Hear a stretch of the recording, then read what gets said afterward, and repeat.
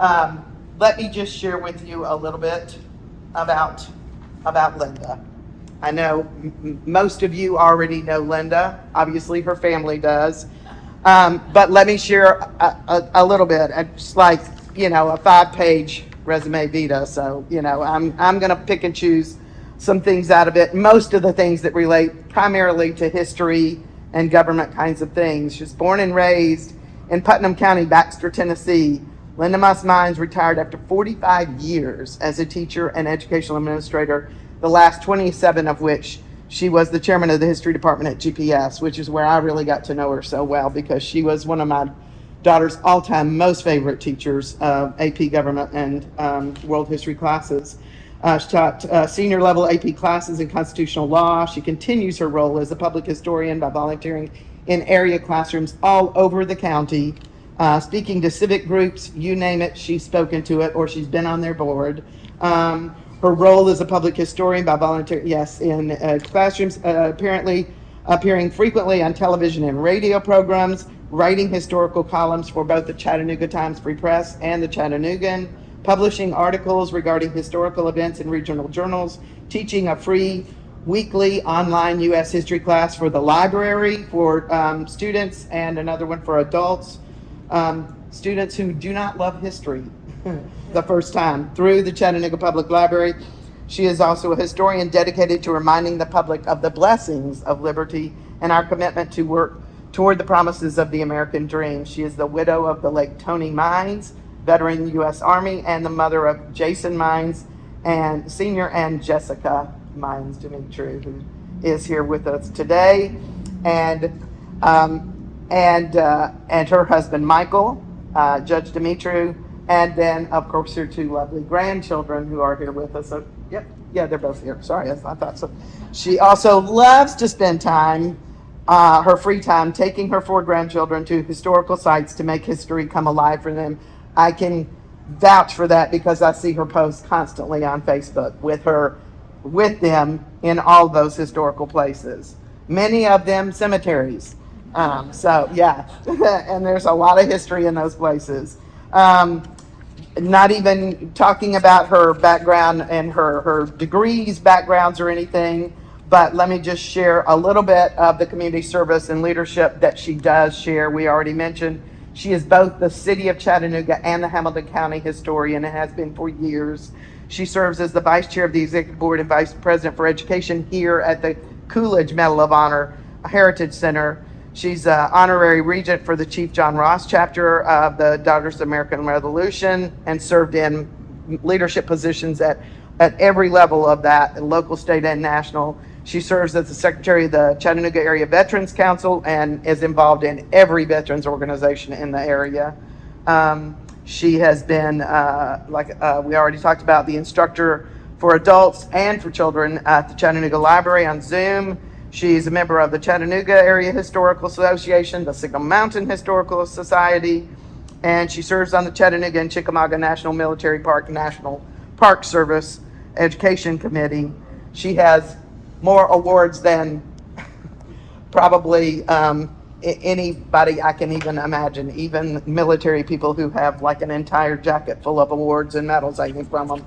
And in fact, this award that she is receiving today, we requested almost a year ago to get into the works to have this presented to her, and it was granted at the national level. And in the meantime, in the last 3 or 4 months, she has been in the papers and in the news for receiving award after award after award. I'm like, what happened here? I mean, the floodgates just opened, and every organization on the planet in the local area has been awarding Linda with awards, including Todd Gardenhire right here. So we thank you for that. She serves as the trustee with the Sergeant York Patriotic Foundation. She's been a constitutional scholar with UT Chattanooga. She's on the Tennessee board member with the Social Studies Standards Committee, and she shares a fellowship with me as a faculty fellow, one of 6 faculty fellows with the Center for Reflective Citizenship at UTC.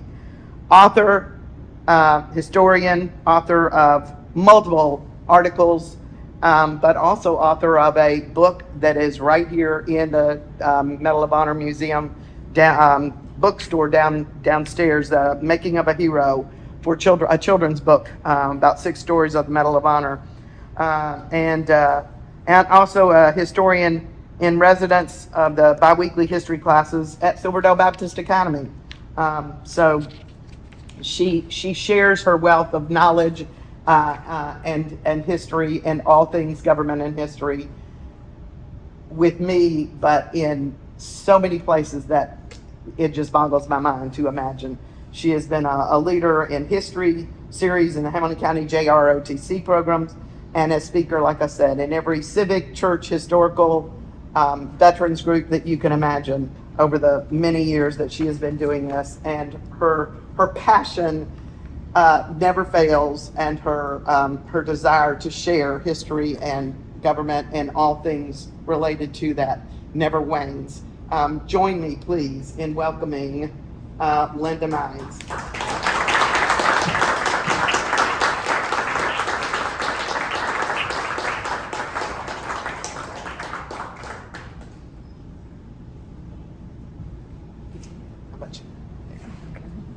We are just delighted, delighted to have you.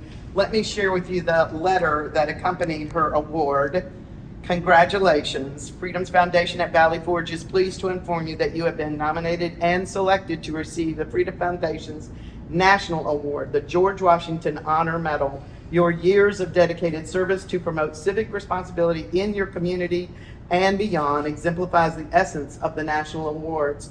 Promotion of an understanding and appreciation for our country's rich heritage, principles, and unique freedoms. Since 1949, Freedom's Foundation National Awards Program has honored exceptional work of committed individuals and organizations from throughout the United States. Through a selection process based on quality and content, the 2023 recipients were chosen by an independent panel of individuals from leading service organizations. As a 2023 recipient of the George Washington Honor Medal, your name is added to the list of a historically prestigious group of citizens whose work and dedication advance the American ideal. Your medal will be presented to you at an award ceremony. There you go. So on behalf of all associated with Freedom's Foundation at Valley Forge, I wish you continued success with your important work. I am certain that all who benefit from your involvement join me in thanking you for your service to your community. And that is from the Chief Executive Officer for National Freedom's Foundation, which is David Harmer. So congratulations. And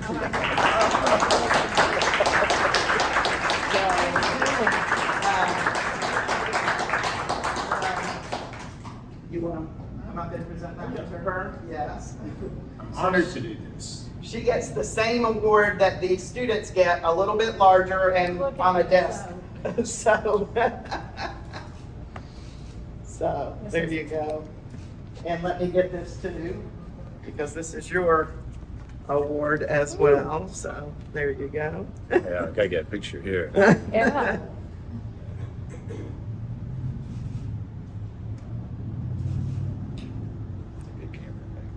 There we go. Yeah, she has. Oh, she has that. She's doing good stuff. Thank you. Thank you. Thank you.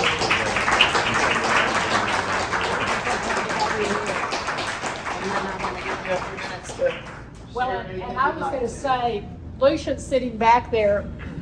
Jeff and Pam and I are 3 of the original constitutional scholars at UTC, and poor Pam, who is so enthusiastic but a little bit quieter, was sandwiched between Jeff and me on so many occasions that we both tend to bounce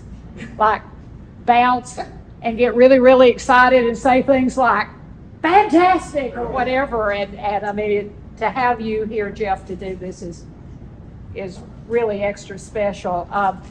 I do have to tell you, you really shouldn't get awards for doing things that you love. You know, I can't imagine having done anything with my life other than what I've done, and that's teach. And this is my 52nd year of teaching, either for pay or, as my kids point out to me, still working full-time for no pay, Mom. This is not the American dream. You know, this is not what it was supposed to look like. But Jeff made the statement, or someone made the statement, about the fact that you wake up in the morning and you can hardly wait to get to where you get to do what you're doing. And I will tell you that not every day was easy, but I never a minute, once I changed my major my junior year from chemistry to history and decided I wasn't going to medical school, I never woke up a single morning and regretted that choice. I am grateful to this day for parents who supported that decision, for a family that has to listen to me all the time. My granddaughter, when she was a kindergartner, they had to draw pictures representing their family, and she may not remember this, but she drew me with a cannon and a flag, which is exactly it, because I'm a licensed artilleryman. I can fire the 20 and 24 pounders with the National Park, and I do love flags. And those of you who know me know that Raz and Mike and I are incredibly close. Raz and I have sort of this telepathic way of communicating. And we will be places and someone will stop and ask for directions, and I get this look that's like, directions, Mom, not a history lesson, not a history lesson. Or we'll be on the elevator and someone will have a name badge, and for those of us who really love history and genealogy and everything, and I'll look at the name and she'll see me zero in and she'll go, don't do it, don't do it. And of course my next statement is, so I see that your last name is Ragland. Where are your people from? And then we have an impromptu lesson and she's going, you can't take her anywhere. You can't take her anywhere. This means so much to me, though, because if there is one thing that I value so much as a citizen of this nation, a citizen of this free republic, and it is the value of engaged citizenship, the Medal of Honor, Heritage Center here, Freedom's Foundation at Valley Forge. What I have been privileged to do as a teacher and as a student, because I'm here to tell you, teachers are lifelong learners. You know, somebody says there's a free workshop somewhere and they're like, sign me up. I can do that.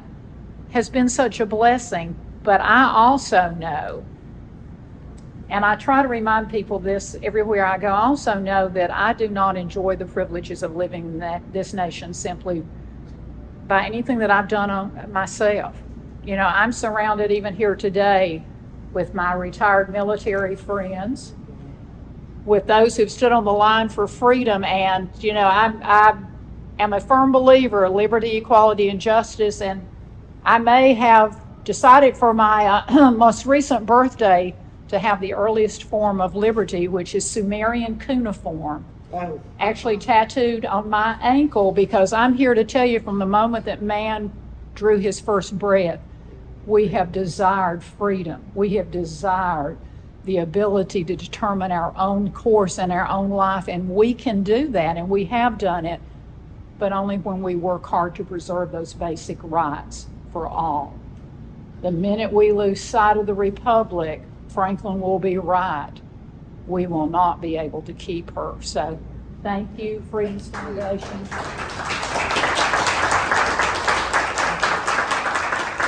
If you haven't noticed, she took her shoes off before she came up here, because what she is most noted for is, as my friend and as many of you know, is she is known as the barefoot historian, and I have never once seen Linda teach when she had her shoes on in a classroom or in this room or any other place. And I have had her speak to my students many times. So I cannot tell you how much we appreciate your presence here with us today, just to hear more about Freedom's Foundation and to hear about the vision that we have to send more students and more teachers there. Linda and I have been multiple years, summers, and Linda went for the first time last summer with me to Alan Gelzo's on the Civil War, and it was phenomenal.